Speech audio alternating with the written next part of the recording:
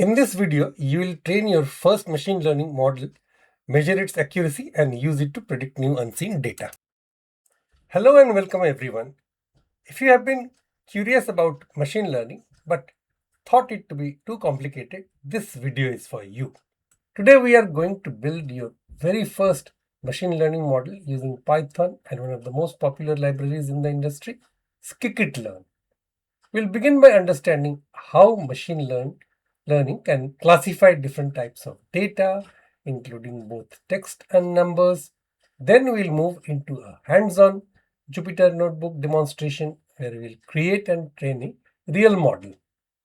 After that, we'll see how to evaluate its performance using training and testing data, measure its accuracy, and finally use the trained model to make predictions on completely new inputs.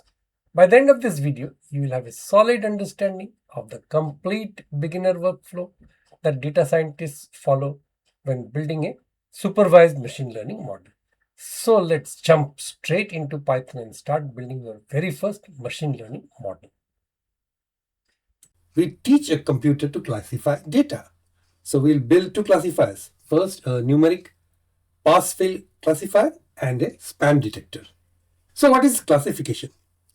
Classification means predicting categories, not predicting a number, unlike regression, but predicting a label. For example, is this email spam? Did the student pass? Or is the transaction fraudulent? This is known as supervised learning because we train the model using labeled example. So our plan today is that we'll first classify exam scores into pass or fail. Then we'll build a small spam detection system. You'll see that the structure of the machine learning remains the same. Train the model, then use it to predict new data. Now we need to install Scikit-learn. If Scikit-learn is not installed, we'll use pip install Scikit-learn inside VS Code terminal and restart kernel after the install. So Scikit-learn is a powerful library and it is one of the most widely used machine learning libraries in Python. Instead of implementing complex mathematical algorithms ourselves, we can simply import these models and train them using just a few lines of code. In this lecture, we'll use Scikit-learn to build classification models for both numeric and text data. Let's see the machine learning pipeline. This slide with this drawing, machine learning pipeline, data, feature extraction, model training, and predictions, summarizes everything that we have done so far. Every machine learning system follows this same structure. First, we begin with raw data, numbers, text, images, etc. That data could be numbers like exam scores or text like email messages. Second, we perform feature extraction, convert that data into numeric form. Okay, so algorithms can process it. Third, we train the model training. During training, the algorithm learns probability patterns from the data. Finally, we use the trained model to make predictions. It estimates probabilities for each class and then assigns the most likely category. No matter what type of data we use, the structure always remains the same. So data, feature, then model training, and then prediction. If you understand this pipeline, you understand the foundation of machine learning. So let's see the key takeaways from this lecture. So today you built your first machine learning models, one numeric classifier, one text classifier. You now understand the workflow clearly. Now let's switch over to Notebook for a live walkthrough. First, we'll build a simple numeric classifier using logistic regression. Then we'll build a basic spam detection model using count vectorizer and naive Bayes. First, we import NumPy. So let's first thing first. And logistic regression model from Scikit-learn. So NumPy and logistic regression from Scikit-learn. Then we define our dataset. Here X represents the exam scores and Y represents the labels. A value of 0 means fail and 1 means pass. Now we create the logistic regression model. So this line of code and train it using model.fit, giving X and Y. passing in x and y parameters. During training, the model learns the relationship between exam scores and probability of passing. Next, we predict underscore proba to inspect the probability estimates. The model returns two values, the probability of failing and the probability of passing. This is the probability of failing and probability of passing. Okay. Finally, we use predict to generate final classification. If the probability of passing is greater than 0.5, the model predicts pass, otherwise it predicts fail. So let's run. I'll click on run all. So it will run all of these and then you will see. Okay, so probability for 55 for failing is first is failing is 0.99 and passing is 0.004 because it's most likely to fail. And probability for failing for score 75 is very low and the probability of passing is very high, 0.99 almost 1. So prediction for 55 is 0 and prediction for 75 is 1.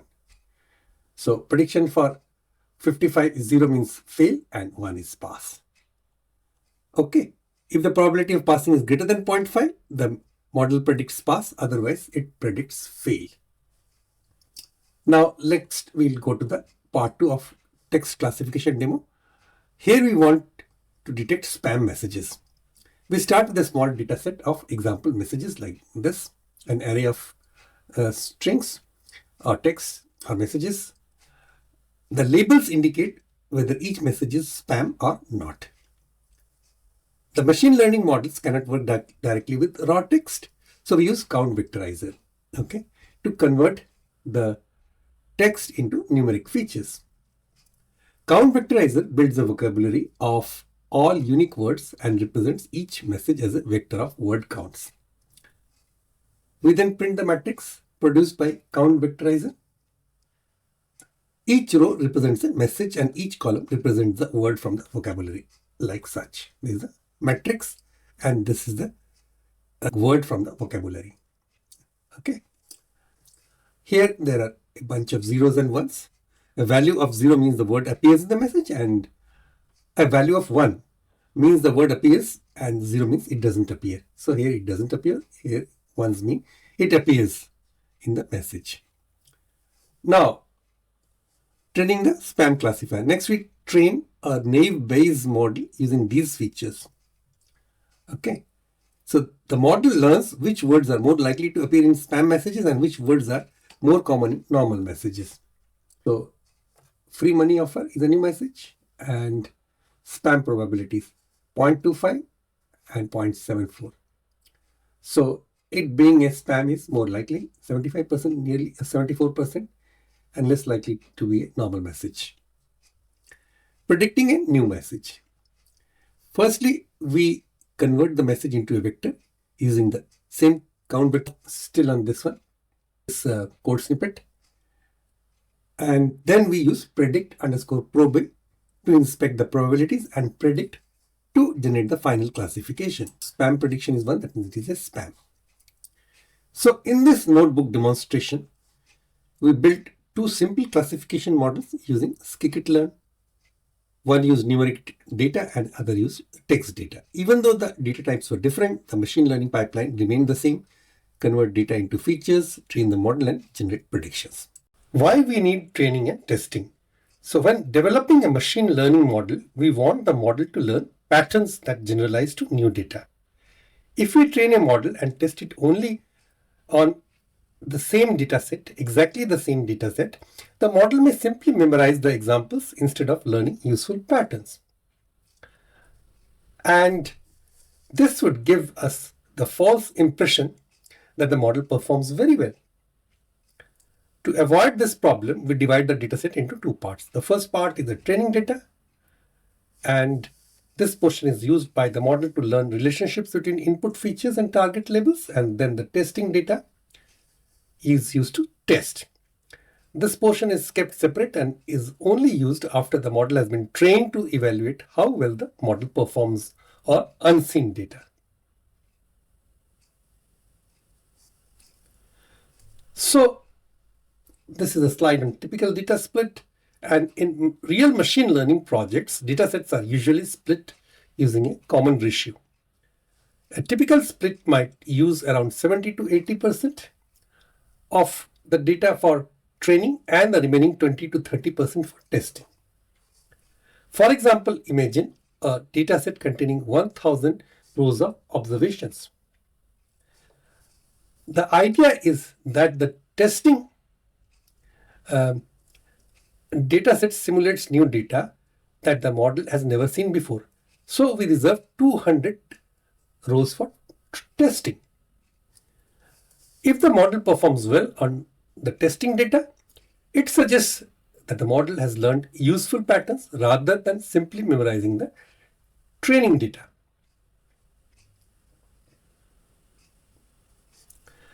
Now, Scikit-learn provides a convenient utility to function to perform this data split automatically, and this function is called train test split and is located in the sklearn.model selection module. sklearn.model selection module. In the function call, we pass two main inputs, x and y. X represents the input features, and for example, if we are classifying text, x may contain the vectorized representation of text documents. The variable y represents the labels or categories we want to predict. So x for features and y for labels.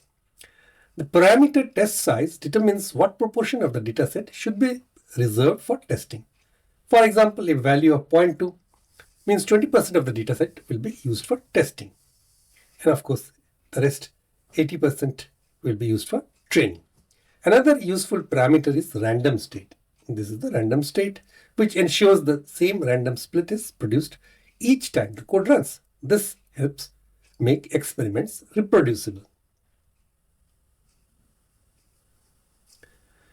Once the dataset has been divided, we train the machine learning model using the training data. Training is typically performed using the fit method. Model.fit, xtrain, ytrain. And fit method is provided by the Scikit-learn models. So the algorithm analyzes the training dataset and learns patterns that relate the input features to the target levels.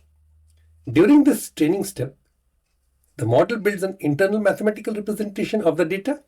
After this process completes, the model is considered trained and can now be used to make predictions.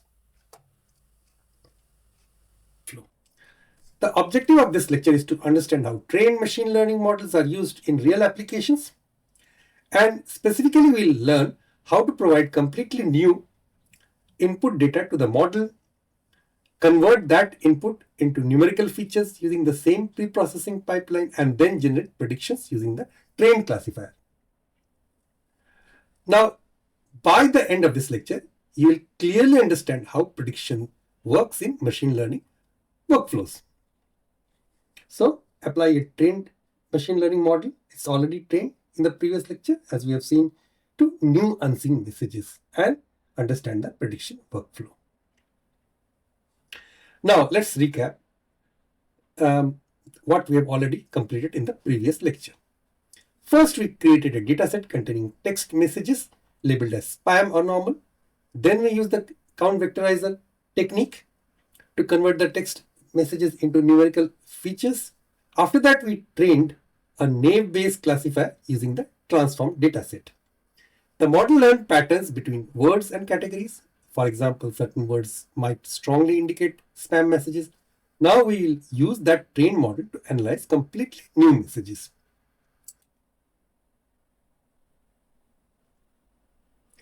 So why predictions matter? Training a model is only the learning phase. The real value of a machine learning system comes when it can analyze new unseen data, which I have told at the beginning of this lecture. For example, email providers use trained models to detect spam messages in real time. Similarly, recommendation systems predict what products users may like, and fraud detection systems analyze transactions to identify suspicious activity. Therefore, prediction on unseen data is the real purpose of machine learning models. So, models are useful only when predicting new unseen data. Now, the first step in using a trained model is to define new input data. These new messages represent data that the model has never seen before during training. This is important because it allows us to test how well the model generates and generalizes to new situations. In our example, we'll define several new text messages that simulate incoming messages in a real messaging system. The next step in the process is transform messages. Once we define new messages, we cannot send the raw text directly to the model. Machine learning algorithms require numerical input, not plain text. Therefore, we must transform the messages into numerical feature vectors. This transformation must be used using the same count vectorizer that was used during training. Reusing the same vectorizer ensures that the vocabulary and feature representation remain consistent with the trained model.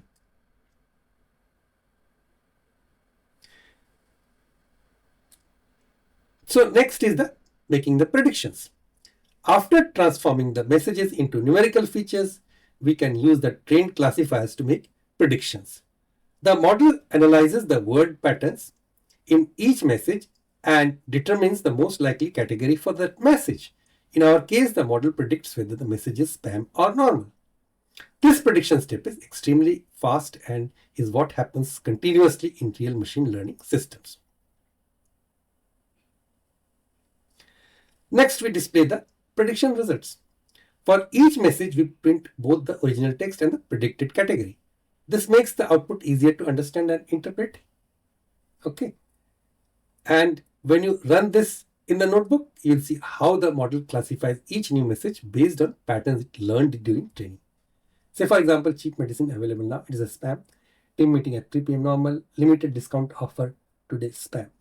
So you can see a pattern that during training, all the normal messages were the messages which were labeled 0, as we have seen in the previous lecture. You can revisit the previous lecture, which were actually something to do with the teams, okay, in an official surroundings. But anything to do with the medicines or cheap medicines or free offer were marked as spam, which was classified as well.